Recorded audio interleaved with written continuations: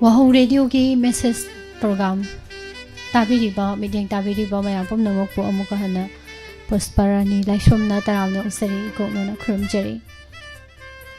adom na khanbi ki bai sai sing mathang khudol tamjage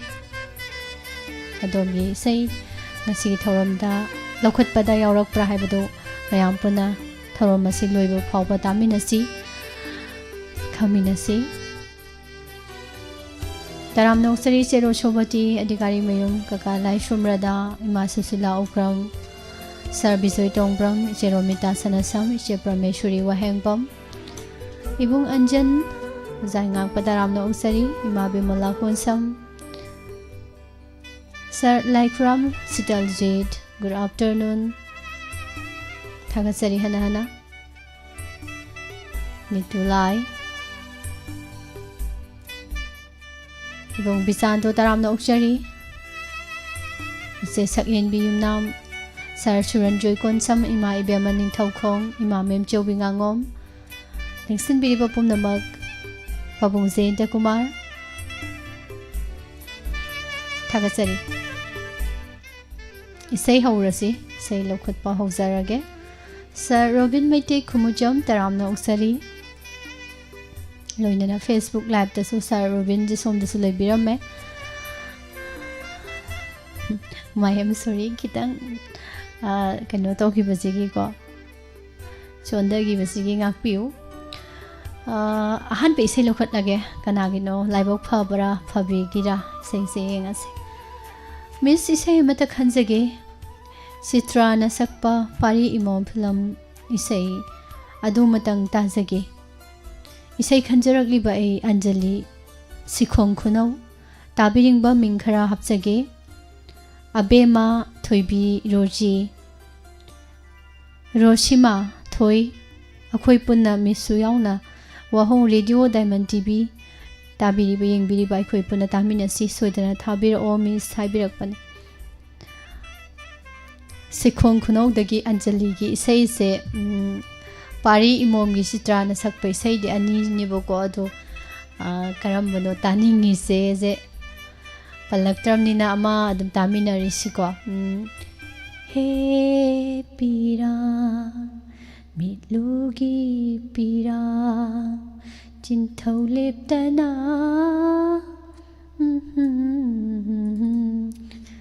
Sina khara set ta oirasu ko he thawai sidagi di he pirang sina hena set oirani tadana tardi ko hekta thamoi si Chet Chipra oi naba tar si oina Khudol tamjari pari imom film dagi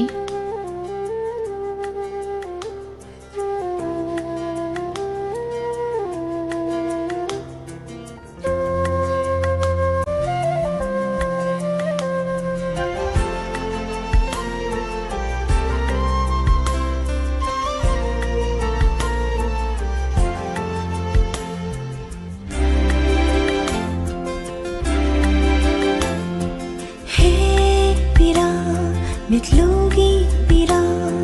sinthau leptana khamlar amu changsimba yararoida banushigi lambiri jamthokpi ulangna thamoigi maichakse he pira mitlugi pira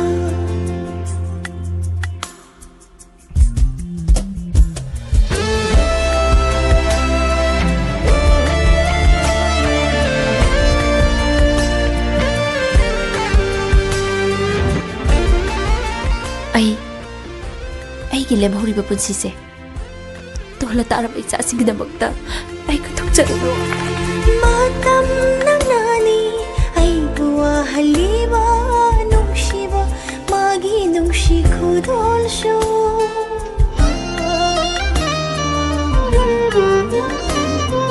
mami samkre mauling kidre lanjadraba thamoya sida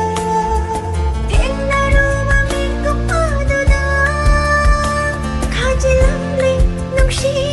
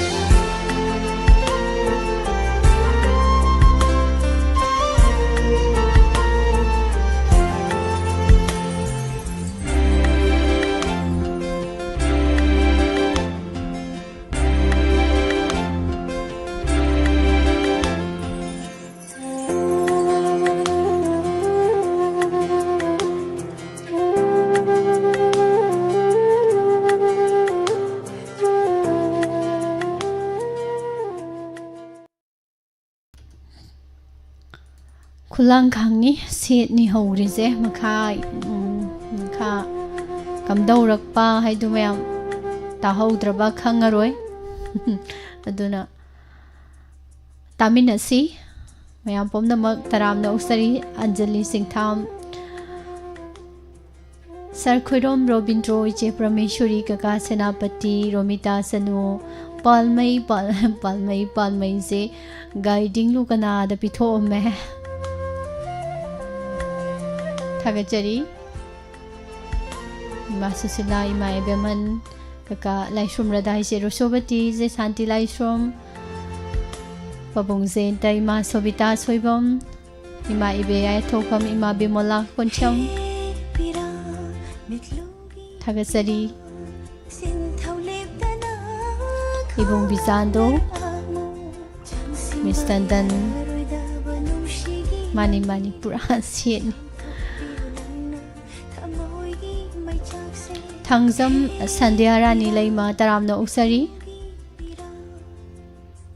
बोबो नोंथोंबम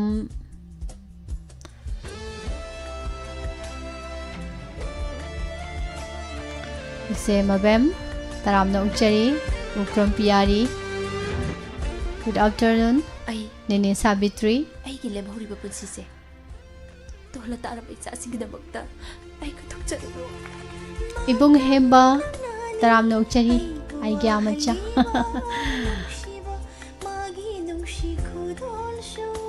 दुगो Facebook live ता लेबिरिबसिंग निहा साहानी पिया बिजौ sir Robin sir नोरेल अयकपम थागचरी sir Mahendra Radhika चन एलांगबम मथंगी से लखला आगे को कनागिनो मिस इसै असि ताजगे आइना लुमजबा इसैनी ngasi thabiro haibire ngasi ga yam chanare message siga hek haijila simayam ko ngasi ga chanare kanagino film mit ki kajal isai mit ki kajal singer berlin haiga dawani rishi kuman thawal khetri laikai o aruni akoi jam palmai lalita ibemcha rosni koijam pusparani Diamond TV wahong maruk mayam tasage pusparani yaw je ai orom daw mal ibong risi se mitki kajal film gi sei phajaba ma mayam set ama tagraba matungda mitki kajal chimban gi lipstick mitki kajal chimban gi lipstick गे चंदन अइना सुम ngang को इसै जे सेमतोखिबा याना लेरे अदुना सैसकपा बालिनदगी मयाम पुना तामिनारसे मिट्टी काजल film की title song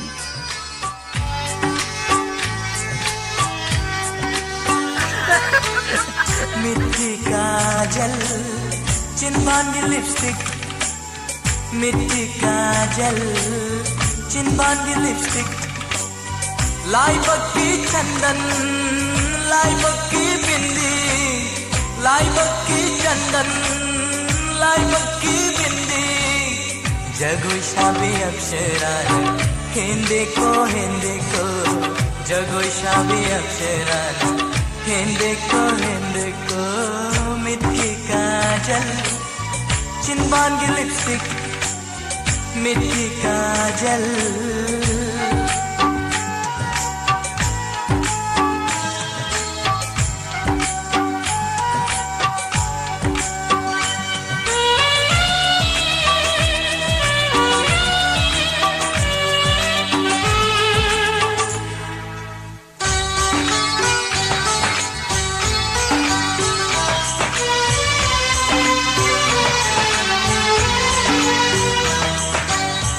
Hajarabi mai thong du da jingjau khoi muani gum hajari ba peshu aniruri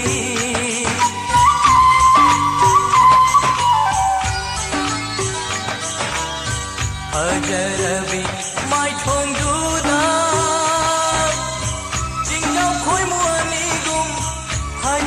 bapishu anirudi aigini haiduna khanariba koimu anigumle aigini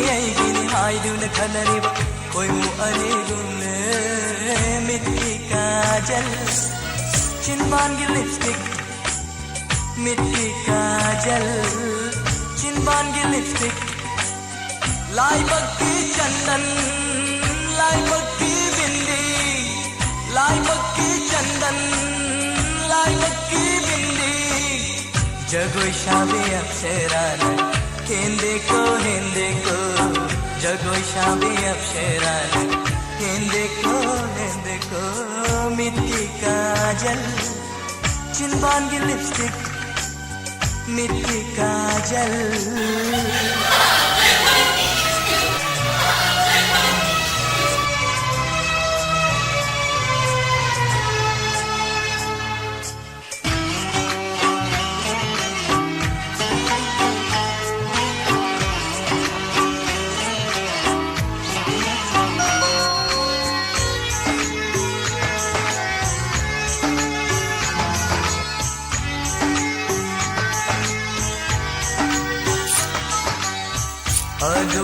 Jaba na sakuna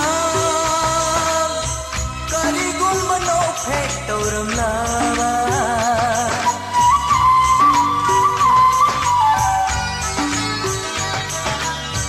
adukha jaba na sakuna kari gul mano phek tauram lawa ai githa moidaina sagat jaba manglan singse aigi thamoida sagat jaba manglan singse khangdana nangna chatrabadi khangbidana nangna chatrabadi madugi pa amadi nangna soidana puni madugi pa amadi nangna soidana puni mitti kajal chinban ki lipstick mitti kajal chinban ki lipstick chandan lai bakki bindi jagoi shabe apsarana hende ko jagoi shabe apsarana hende ko mitti kajal chinban ki lipstick mitti kajal chinban ki lipstick mitti kajal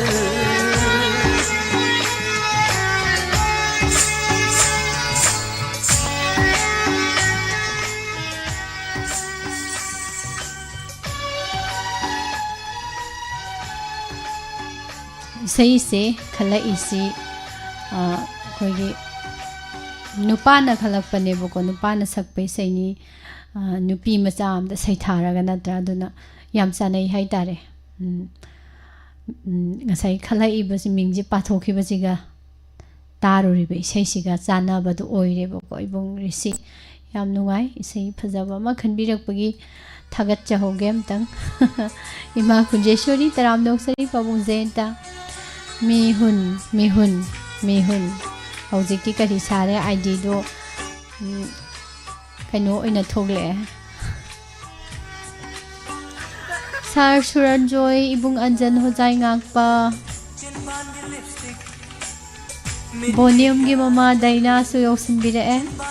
taramno uksari Sar Bisoy Tongram Ma Susila Ichero Chobati Kaka Khamba Smartman Soro Khaibam Ichebem Zadi Ming de Yeng da dum yare emoji da dum yeng ko ra Sir Robindro Imanabi Brajeshwari Thangjam Madam Sandhya Rani Leima Phi Saraga Tajari yam nungai na phongdok pirei nungai na tabiu nungai mandana radio do set loiba tare na umuthat khini ko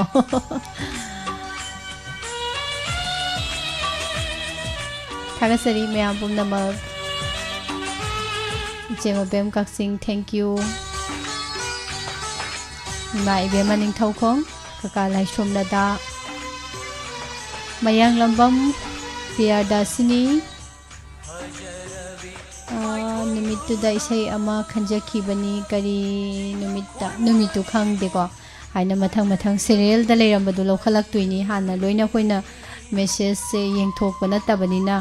ai dak mathang do Thabaton film gini na haiba ningzaba mana tawbudu soidana yarongani khanbu khangragadi ko adongai minarasi karamba kanda ngasi mak yaurokaduribra ngasi nang horoiduribra thorom si loibo dum taba kanda dum khangani ima wahengbam subita taramno ukchari mayam mathangi sei muk lokhasagi kanana khanbirak panu yengminasi ming jesi thana da hoba yawbra na marol ama yengjarakani palmai ima ibai Samodurjit Irungbam ima Latasna RK Nini Sabitri ayambana sithadre ko aduga moi shongi Sarbimol Ningombam Niha Sahani Mathel du Iromba Kango Sare Ibung Premjit Album James Won Sarobin Priya Hobijam Anjali Poina Mathangi sei mutar Sar Mahendra Thagasari Oi Hoi by Kabira sei du tajagi from TS Vidyapati Devi Singzamai dagi Vidyapati Sukuire message program da saru yarakidaba kari problem leibano yam nungai duga mu thengnaba singa sina hona na mu ko Oi Hoi ni ko mayam ta du se Oi Hoi Isai kudol tamjari Isai makok to ningsingge tawbuni Oi Hoi jara makok to suklak lau yada wani memory sida mami darak taba Kabira sukham gi khonjal da jit ning thawjana saireng bara hunluna sairang ba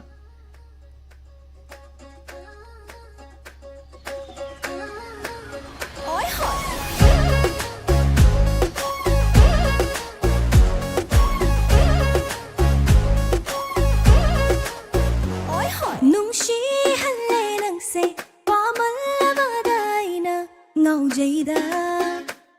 Pamuida Oi hoi Pamu laktagi pamu ba nungshi laktagi nungsi ba yamale nungshi male maroga laina kai hoga minoka hena noklamba uraga ina chak hoga ina hena ka pamjaga fauhanba hen my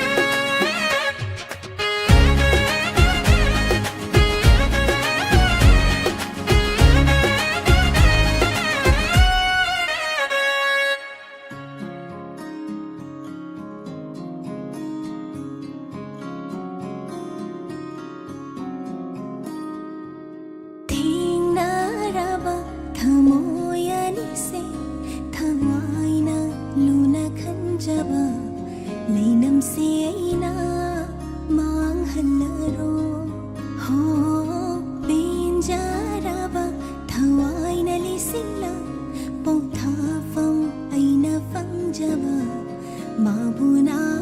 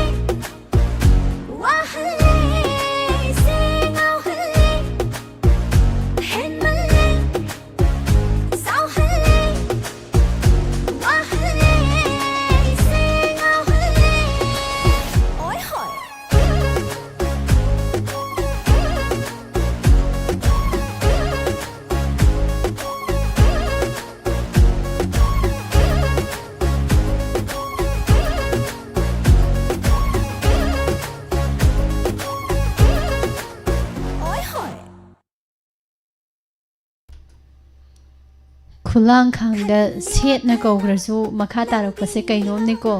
ओई होई मिट की काजल न लुम्बु लुम्बु Sai सैसे हौजिकी weather सिगा हाइरोदी याम कानै सै सिंगसिना काना हल्ले हाइदोनी madam सुनी सगोल से मिस सिथैदा होइने चिथरमिने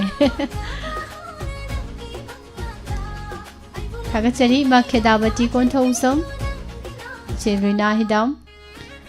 अदुगा इचे सोबिता नावरोइबम इमा सुशिला सहेन लुवांगसा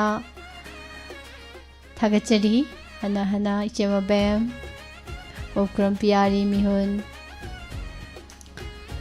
जेसनाइबी वखा इमा सोबिता सोइबम इमानबी ब्रजेश्वरी इमा लतासना आरके सरोखाइबम इचे बेमसा सारोबिंद्रो बोनियम गी ममा दाइना इमा प्रमोद तावरेम थागसरी इसे रोशोबती सर्विसोई अबुं सेंता इबुं ट्रामिनेटर तराम नौचरी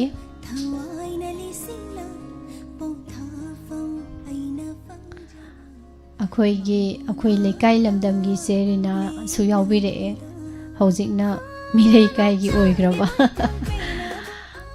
इरई काई इरमदमदगी मिरई काईदा लैख्रबा मा कुंजेश्वरी थागचरी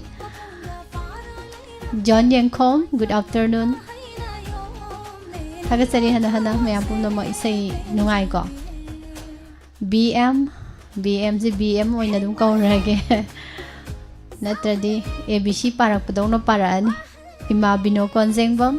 मिस्टर जेम्स बॉन थागचरी हना हना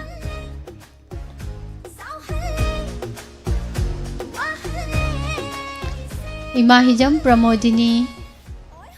चेरोमिता नितुलाई यहालसी मथंग अमु येंगाके लोइनना मोई सोमगी ओई होई मैम से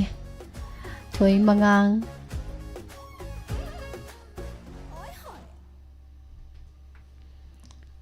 पिया मंगांग सुमाइना लाइब्रेरी मैम बुसु मथंगी सही मुक्तामिनरसे हाइजगे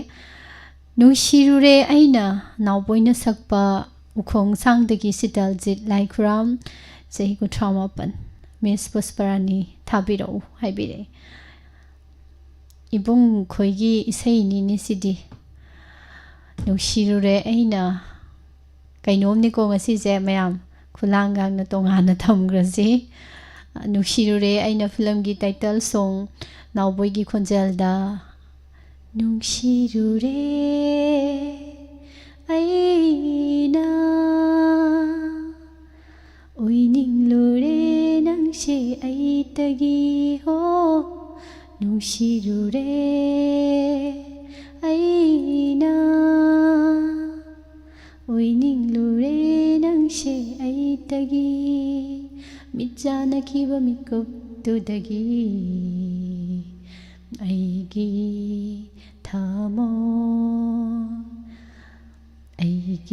थमोइना नंबु पामख्रे हाइजलस दम फजबे सैनी नत्रा सनातो निंगथोंसागी मयेक्ता खेलेन अमदि जितेन सैरांग बेसे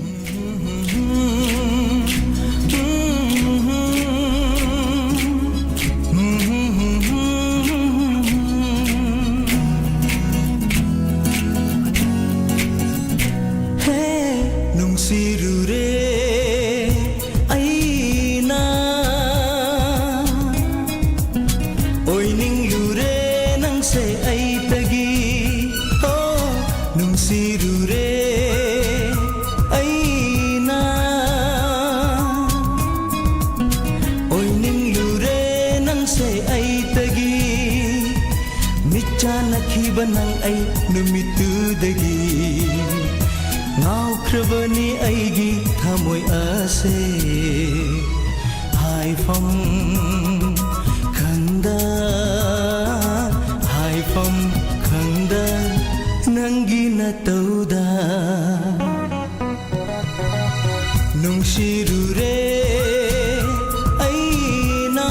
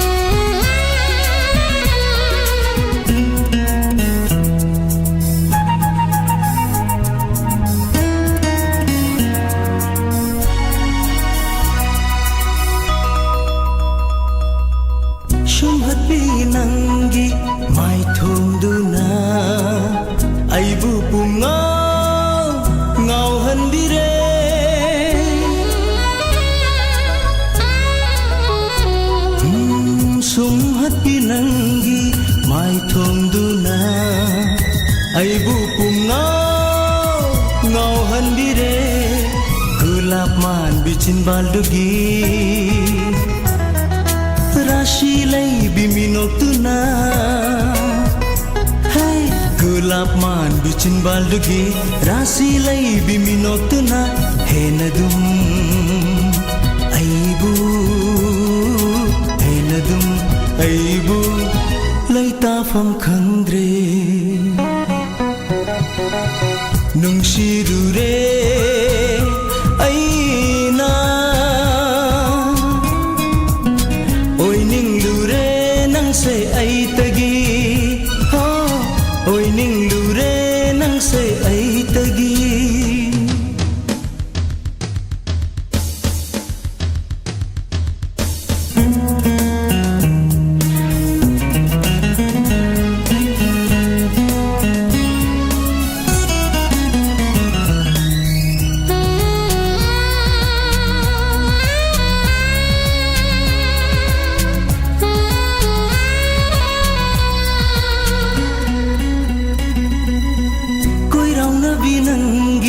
Nishna anina lona yeng lapa mit yeng duna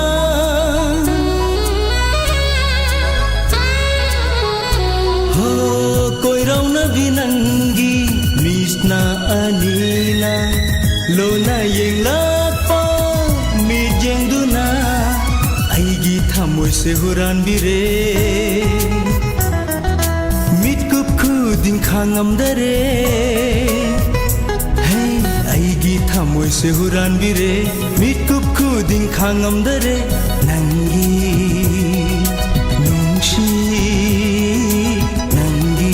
nungshi wakhal sida nungshi rure aina oi ninglure nang se ai tagi ho nungsirure aina oi ninglure nang se ai tagi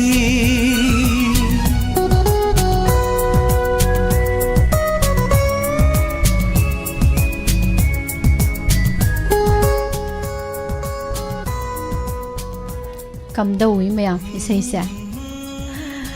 ai yoina di nungsibaga to khangai heige tawre isai se tabada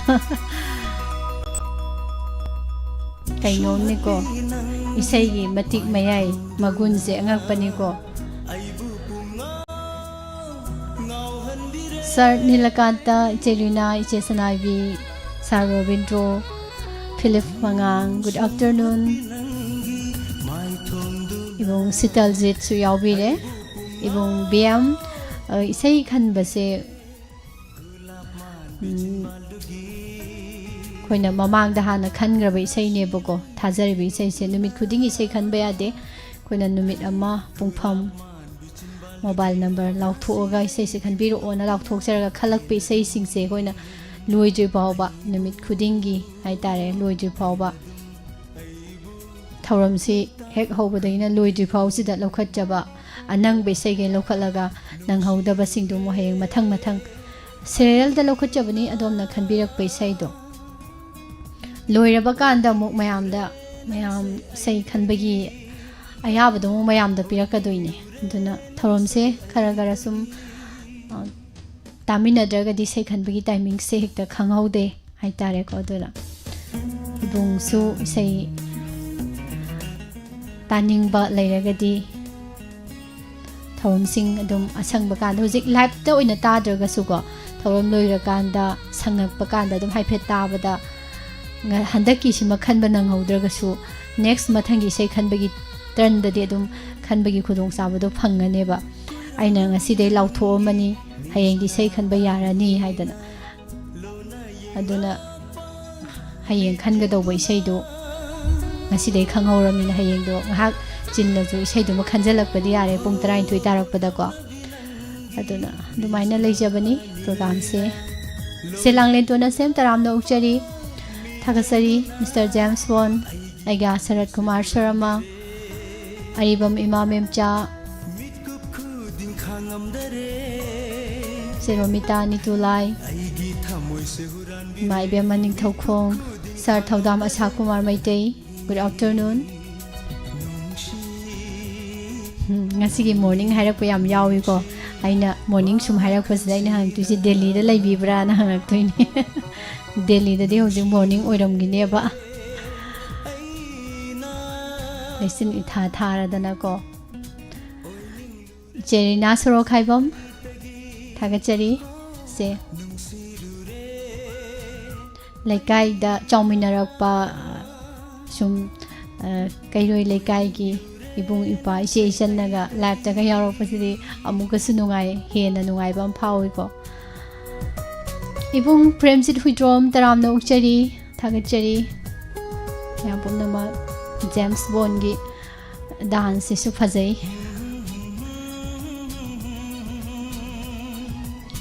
Sophia panmai se santi se lalita yankhom ima kunje churi Sured Sudabdu Noren Namu Ima Binasaki Taram Nokchari Johnson Toksom Sanhatui Murang Temsi Oxen Bire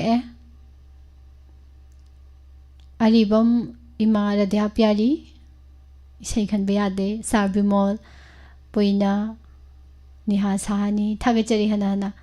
Madame Tonawzam Pakpi How Bijampia Matagi Semulokalag Lamding Dilip Kumar isay amata khanjage Pusparani nomai them ibom jana sakpa nungsi nungol hongna tha isay sitajage na khanbirak pisay se handaki isay khanbasigi tran da isay se hoina thadokre adu message namu Sir Dilip Kumar gisna chitha hore ko adubo saru ya birak pase ming panjage haidana panjaho bani numitu makta da lokhatpa mingse lokhalauba nangdraga su ahan bada khulong sawdo phangaga isai budi dum tamina gredana ko mayam panada mingsung pathok sabani yam nungai jai mathang damu apam bai sei khoida jaba khanbiro mathang gi message se Miss good afternoon Sir James na sakpa aina khoida jaba tawbado amukta tajage ai Aruna Laima ukhong sangdagi haibire Madam Aruna gi sei laktore Kainom ni ko kainom ne jenga sigi adum kainom ne da loisan do ma le na sum khan bada khulang khang ga ngasi di chatna dre mayam aina khoida jabi aina nungshi jabi nangtani punsigi nangtana loijari ho ai gidi thawaini ai loi sakto ki dare da isai daminarsi Sir James mayam gina tayai gi khunjel da masamak na saireng ba twin tawba Vinod Kumar na sairang bise khudol tamjari daminarsi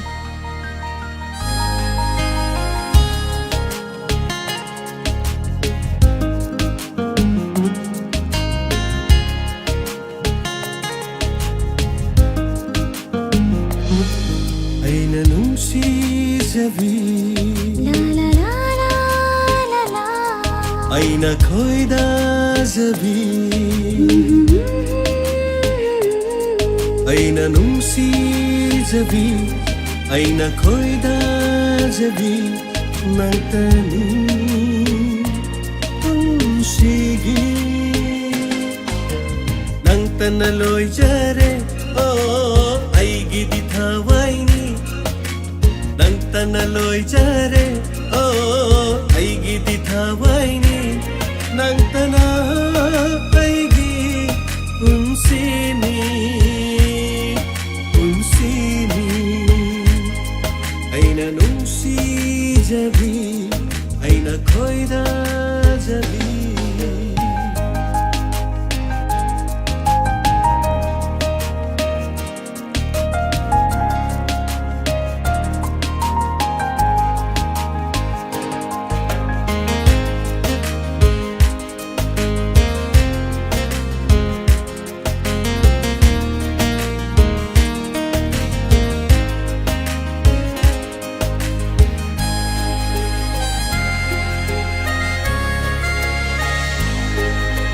ꯅꯨꯡꯁꯤꯕꯤ ꯃꯥꯏꯊꯣꯡ ꯌꯦꯡꯂꯒ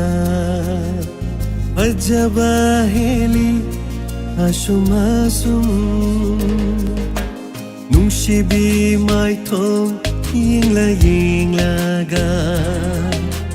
ꯐꯖꯕ ꯍꯦꯜꯂꯒꯤ ꯑꯁꯨꯝ ꯑꯁꯨꯝ ꯅꯪꯕꯨ ꯅꯨꯡꯁꯤꯔꯨꯕꯩ ꯑꯣꯏꯔ ꯃꯥꯜꯂꯦ ꯅꯪꯕꯨ ꯌꯦꯡꯅꯤꯡꯗꯨꯅ ꯂꯩꯔꯦ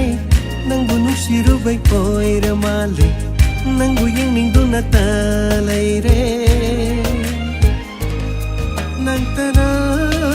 ꯑꯩꯒꯤ ꯄꯨꯟꯁꯤꯅꯤ ꯄꯨꯟꯁꯤꯅꯤ ꯄꯨꯟꯁꯤꯅꯤ ꯑꯩꯅ ꯅꯨꯡꯁꯤꯖꯕꯤ ꯑꯩꯅ ꯈꯣꯏꯗꯥꯖꯕꯤ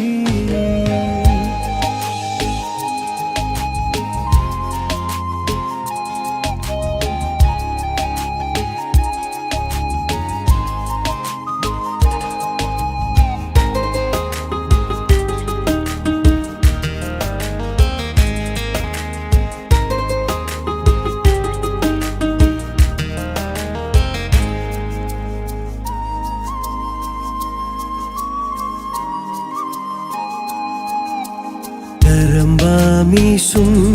laiwa pubino sumhat yai pubi eloira Karamba misum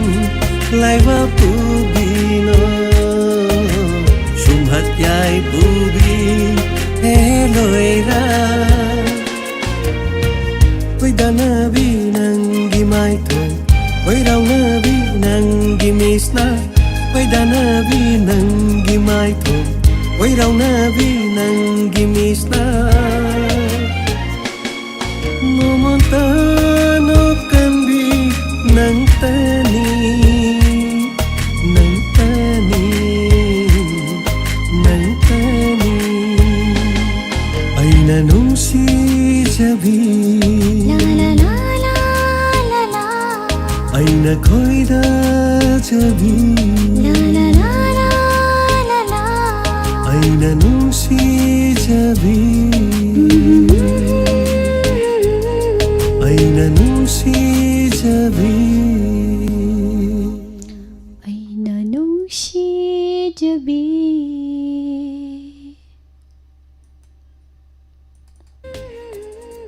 Aina nungsi-jabi Aina nungsi-jaba haise loi lainaba ngantani ni isai side dum sabi sanau singdadi loina isada sanardaba ipakta paaba ko adum lairado isai ni khanbirakpa yam nungaijai thagachari madam Aruna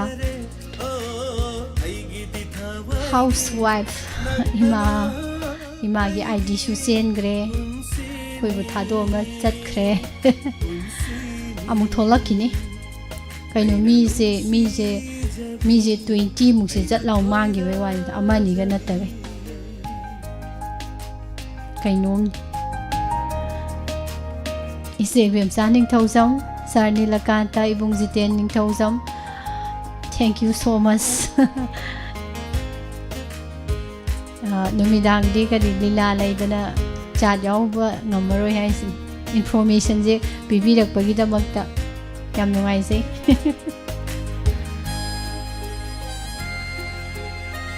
Sir Suranjoy Konsam Ise Lalita Yengkhom Palmai Papung Zenta Aiya Sarat Kumar Ima Ibema Ningthauko Sophia Iche Romita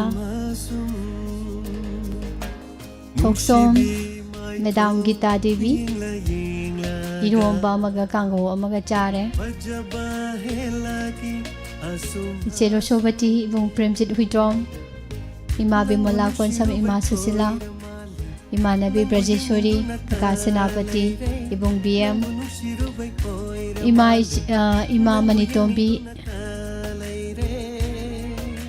Mr. James Won Thagatsari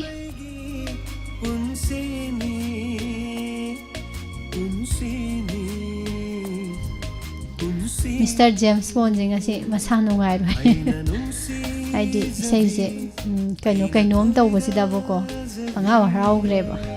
Johnson ꯊꯣꯛꯆꯣꯝ ꯊꯥꯒꯠꯆꯔꯤ ꯅꯦꯅꯦ Helen ꯃꯣꯏꯔꯥꯡ ꯈꯨꯅꯧ ꯌꯥꯎꯗ꯭ꯔꯁꯨ ꯑꯗꯨꯝ ꯄꯜꯂꯒꯦ ꯏꯆꯦ Thangjam ꯑꯟꯖꯅꯥ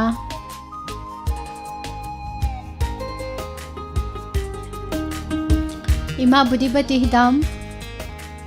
Roman ꯌꯨꯝꯅꯥꯝ ꯅꯤꯇꯨꯂꯥꯏ ꯊꯥꯒꯠꯆꯔꯤ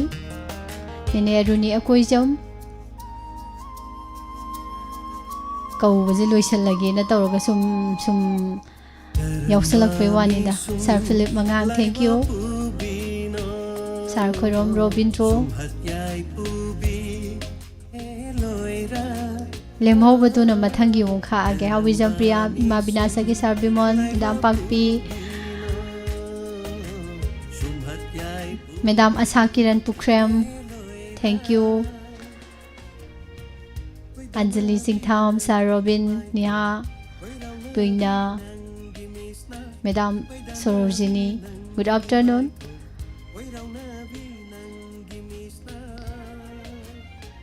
मथंगी मिस इसे अमत ताजगे रोजीना सकपा लिखुन लिखलम Harib इसेदो ताजगे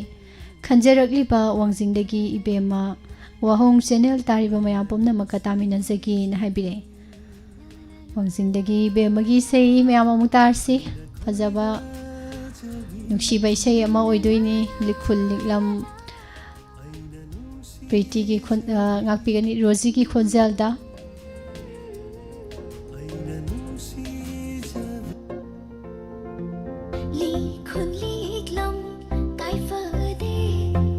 sát phong hậu rớt phong cao phơ đi lý khun lý lâm cái phơ đi sát phong hậu rớt phong cao phơ đi nát đi phong nát đi ro na han phong na han lo nát đi phong nát đi ro na han phong na han chilo i gi khong gul ba gi puram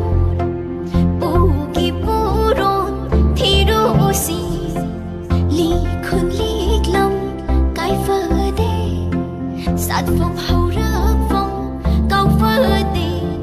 cao đã bờ đã khói bụi thâu đâu cả đâu quỳ đi bay đã quay tang đã sông mặt thay thay đã mộng màng ấy cắn lâu không trong lan phong đã nong đã thâu ai thà khi bơ phá si sa gai cả khi bơ thâu bơ sinh cắn lâu không trong lan phong đã nong đã thâu ai thà khi bơ phá si sa gai cả khi bơ thâu bơ sinh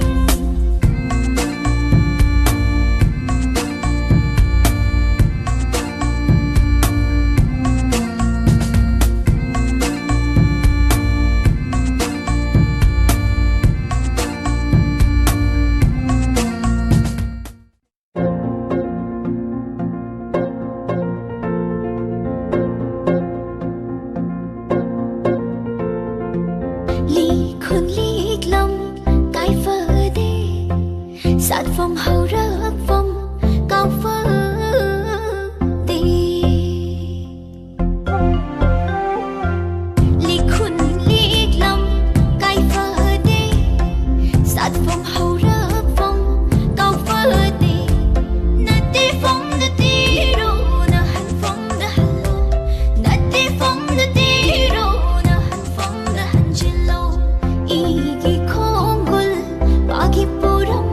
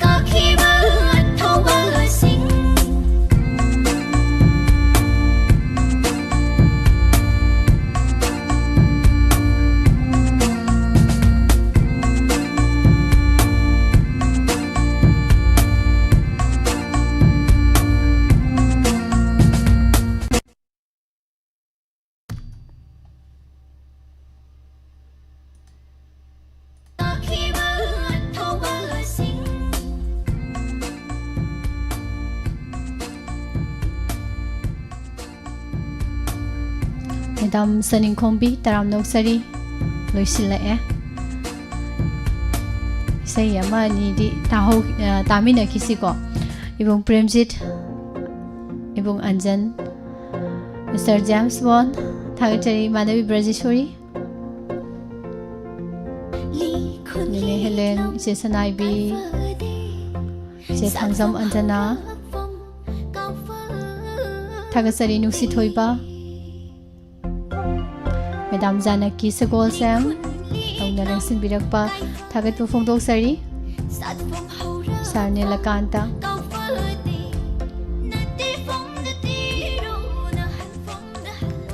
Ima Bino Konsem Kami Ima Latasna Arke Thagatpu Phongdoksari Ma Bimola Konsham Ataidi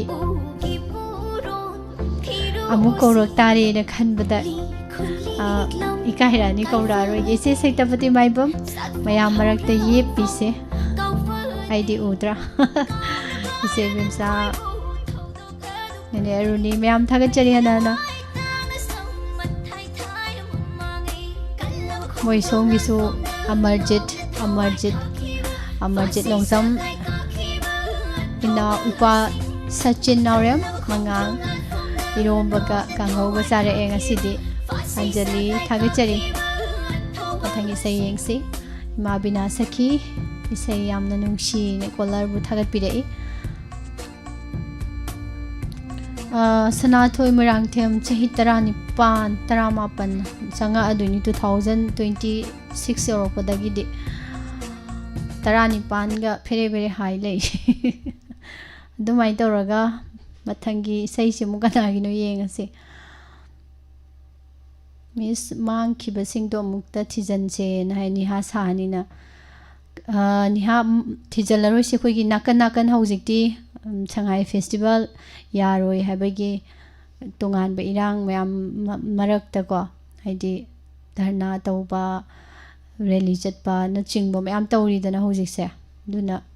Adugumbagi Khara Irang Tholakpada Ngak Thong Aksin Taunaba na Maigi Maike gi khara adumai thadok tana thamgre dunani thiroi singa sigidi yengasi mathangi sei kanagino Miss Pusparani good afternoon Miss isai amata tajagi Miss Song Thong Sulau na hanglage haibe sei dot singer Pretty nam Ai Khoirom Robindro Kashmir dagi Miss Aigi Chahi Nifu Sure na haibirei Sir Robindro ki sei Hoima tabining bajidi Aina ngasai dagi laubado chap manai sibo amuk halakidro Tabining bakharadang haijarabada hanbada Miss Pusparani Mama Bimola Koncham Ije Susila Yumnakti Samjalage Kakaze ta Ihamba Doba Ihamba Hendi Mama Subita Ije Rinu Ije Langlenton Ije Langlembi Ije Ningtibi Ije Nebidita Ije Romita Ije Rosobati Adhikari Ije Brajeshwari Ije Rina Hidam Mama Ibemcha Ima Rosmani Yendrembam Ihamba Joy Murangthem Life ta leiba mayam pumna magatazagi Miss na haibire Pukning nungsiba isai ni ibong Thong Sulau na hanglage ko Mayam taminarsi ibong Robindro na khanbirakpa hoje Kashmir da laibiriba ibong si na khanbirakliba isai se akhoi mayam harau na nungai na tathokminasi Thong Sulau na hanglage Nayum mai kay pang laglo lap na laybalam linda Chak na bathadoglo Kaw basyo lay tinangbu he nadum Ay lo isak to gitara Tentak to wisay ni Saisak piday po na taminarsi Sulau na hanglagi Nayum mai kay pang laglo lab na laybalam linda Chak na ying bathadoglo Kaw basyo lay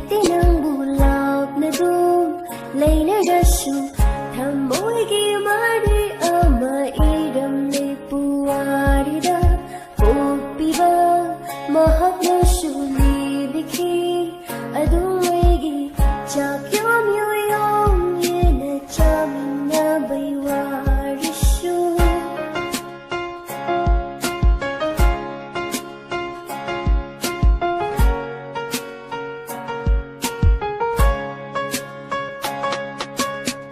Chahi taret khun tapa mitok chana landaba iga iga khayaba machin manaw chetnaba Maitilay makakhiba shamlang parasakhiba kaurabara kaujinthiba kanglay chasa kaurabara kaujinthiba kanglay chasa Kawasu leite nang bolak na dum leynarasu thamoy gi mari ama iram le puwarida upiba mahakasu libikhi adumegi chakyom yuyom yena chamina bai warisu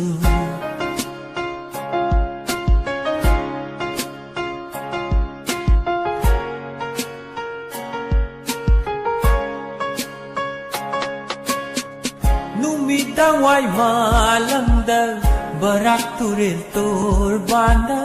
mapamlamdam induna hik na nagkakiba panggal tigla nung shana kayat chik na kangkiba lam kringak pamaring na tangi jagoy katkiba kaura barak kaujan tiba kanglay jasa Kaurabara kaujinthiba kanglay chasa Kaubasu leite nang bulak na dum leynarasu thamoygi mari ama iram lay puwarida upiba mahaknasu libikhi adungaygi chakyom yoyom yena chaminabay warisu Sulaw na hang lagi na yung may kay panglaglonak na lay balam lenda chak na ying bataduklo Tagasari bung Robindrogi fazaba isai nungsi ko mayam isai se mayam se nungsi na loy habire isai se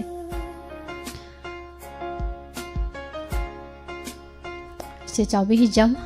thorum loi silak pa yadore nungsi thoiba Sir James Bond ibung Joy Moirang Them ibung Anjan Icherina Sar Kumarjit Khumalai Shom Romita Sanu se thangjam Anjana Manabi Brajeshwari Nitulai Pabung Zenta Sar Khorom Robindro Thagasari mayam pumnamak Madam Janaki Cheromita Nene Aruni Chesanaibi Palmai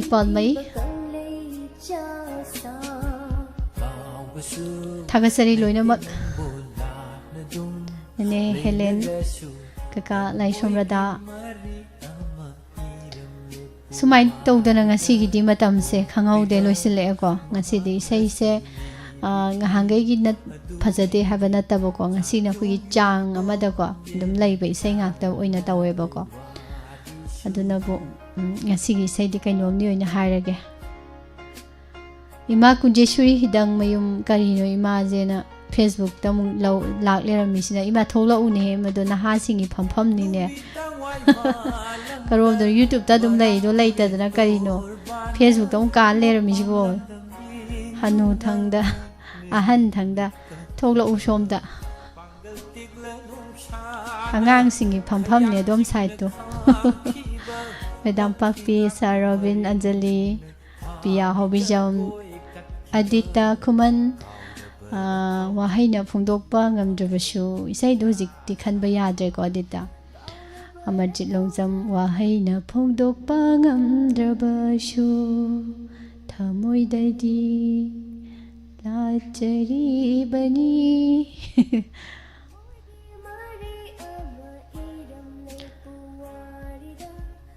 hayeng matang sabada khanbiyo niha sani matam loisile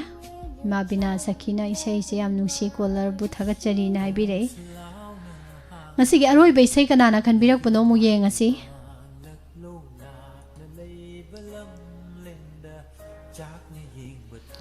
ichan ngasi nabungi saidi inglaba ayuki likla marik marik na haiba Swami Kumar gi saido oina tajage isai se khalladi nasi soidana harau boi gani na ngasi di nache na pamjaba singer gi sei ama khan khrabani soidana thabiro mayam ga nungai na ta si haibire sei khanjari bai kaksing degi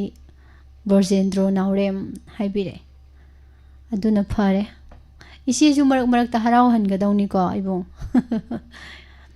se mirai beate hainari duni natra mayam nupi na bu yarabadi makha de hairaroige aduna ise mirai ganu itei mirai ganu mayam ko ibai mirai ganu makhoina maruni mase aina panghai jin banate mayam dum haina leirabani aroi baisai se inglaba ayuki likla mari marigna palli he sai se ing dore mayam loiram dai sida ing han le mu taminar se Rameswaring Thaujagi mayekta oinam Swami Kumar na saklibai se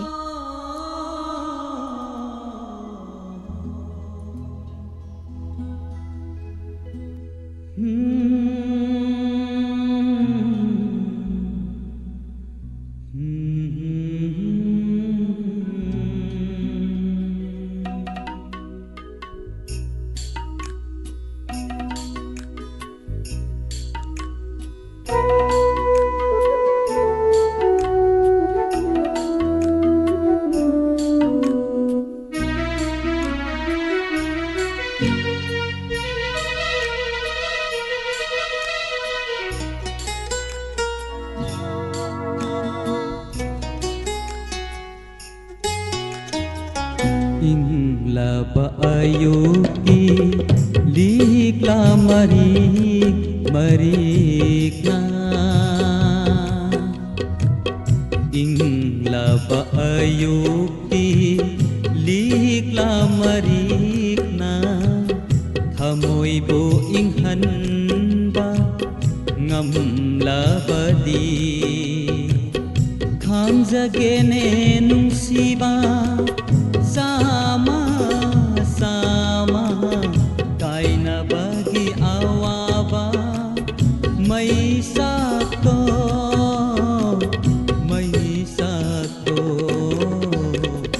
inglaba ayuki likla marik marikna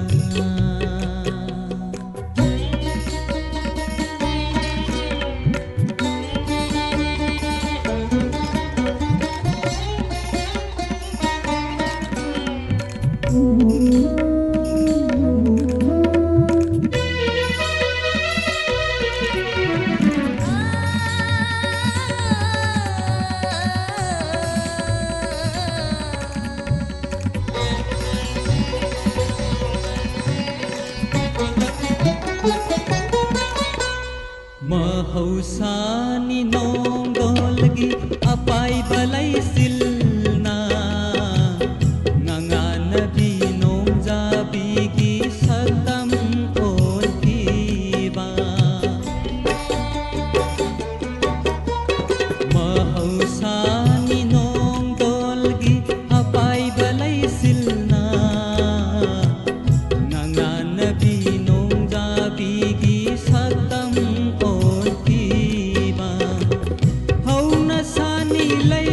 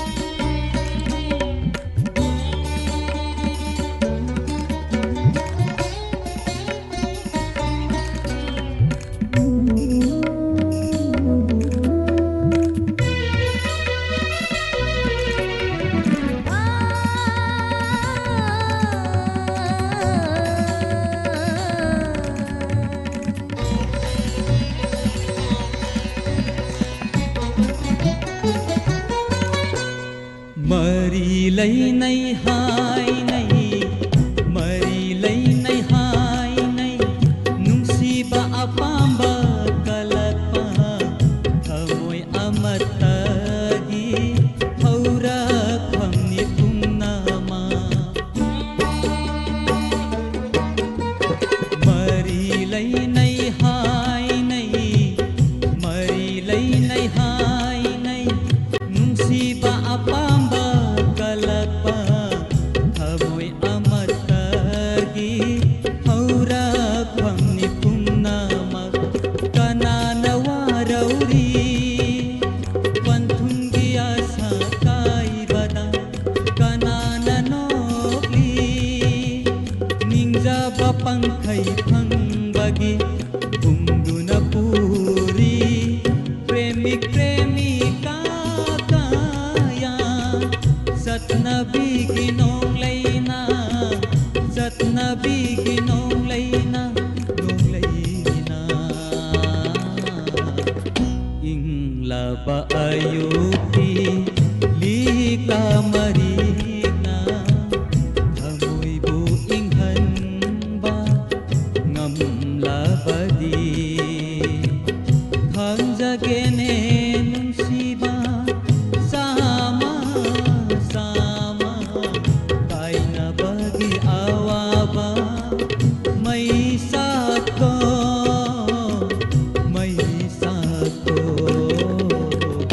इंगलाबा अयुक्ति Leica मरी Marina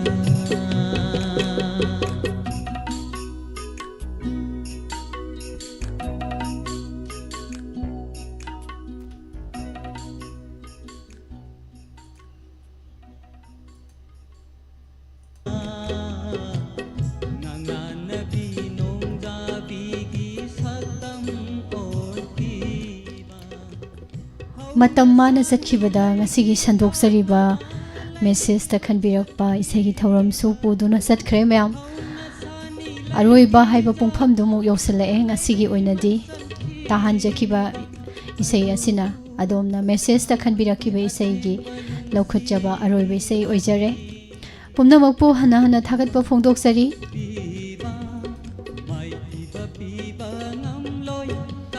ima mem chobi ngangom mit फत्तबा खोइदी मयेक से मरी मरी समझना main मान गा आओ लबा अयुक्ति Leica मरी मरी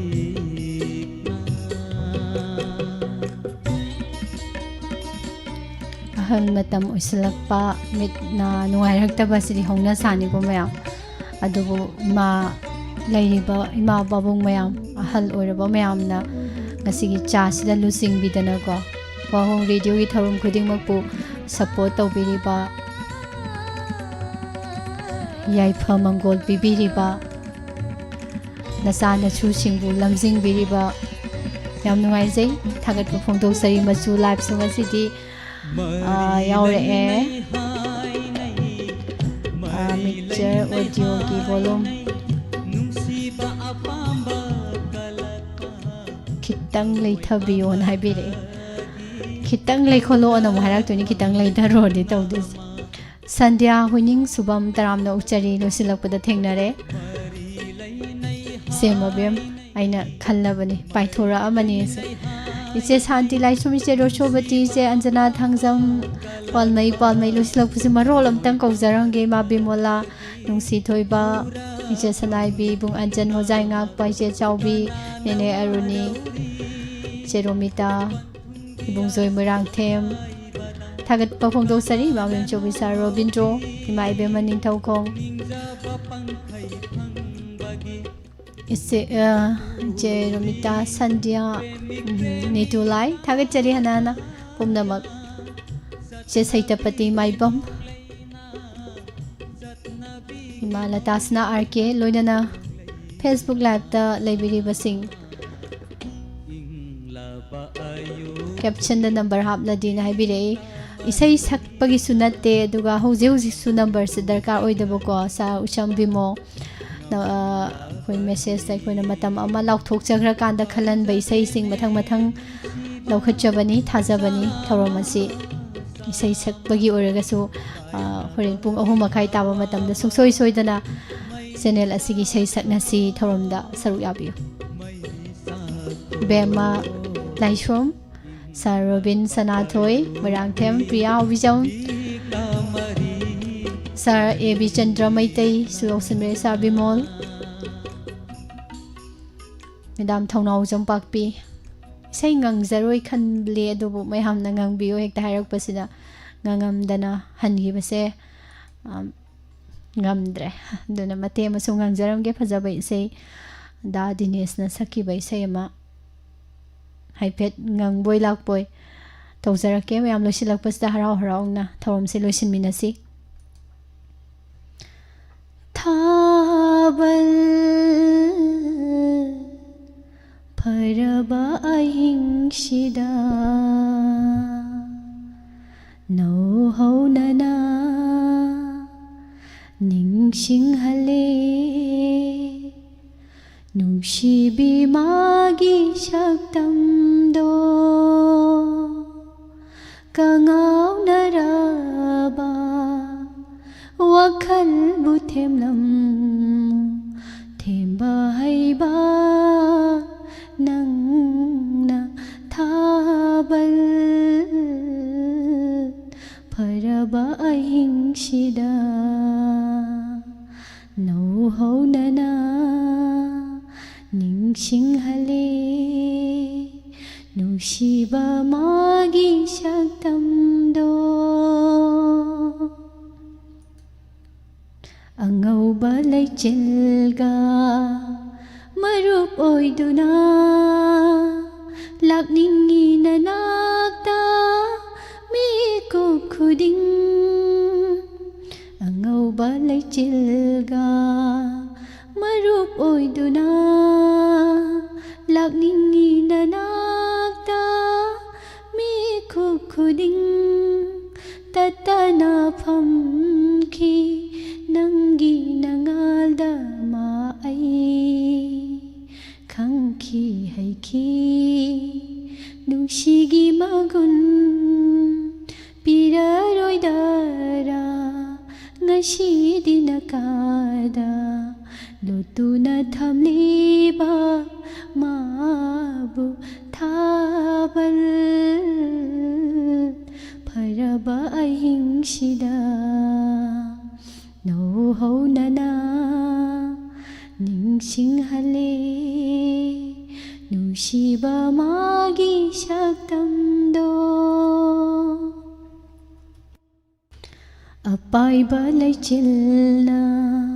humdokhraga nangi shaktam mayek senglaga apaiba laichilna humdokhraga nangi shaktam mayek senglaga thamoi nungda phaurai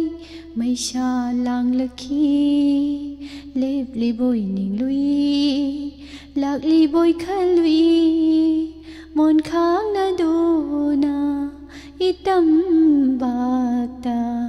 nungsi na hipkiba mana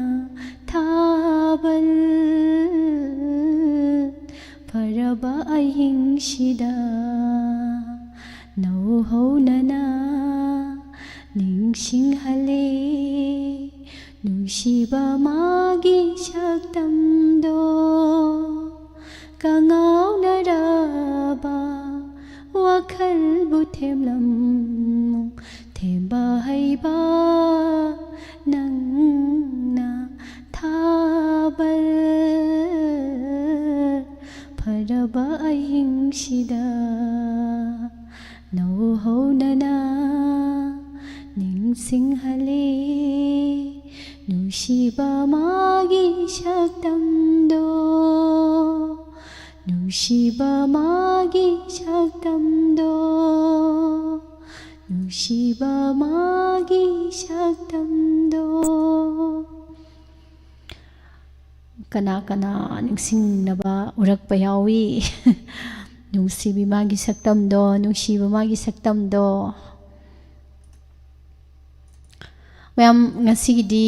loisilasi makha tarak patharom pukningi warol ma'am पुनमु सरुक यामिनारसे मैम पुंग अहुम मखाइगी इसै सकनसी थौरम न मैम बो मुगाइदुना लेजरमगे पुमनमुपु संदोक्सरिबा मेसेज प्रोग्राम गी ओइनादि थौरम लोइसिनजबगी अयाबदु लौजरी Pushparani लाइसुम नमकहना खुरुमजरी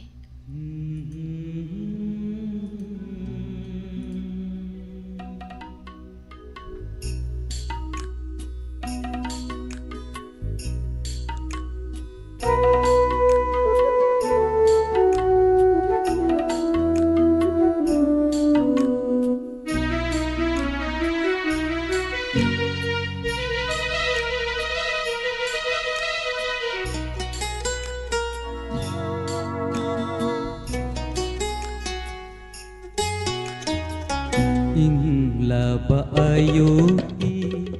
likla marikna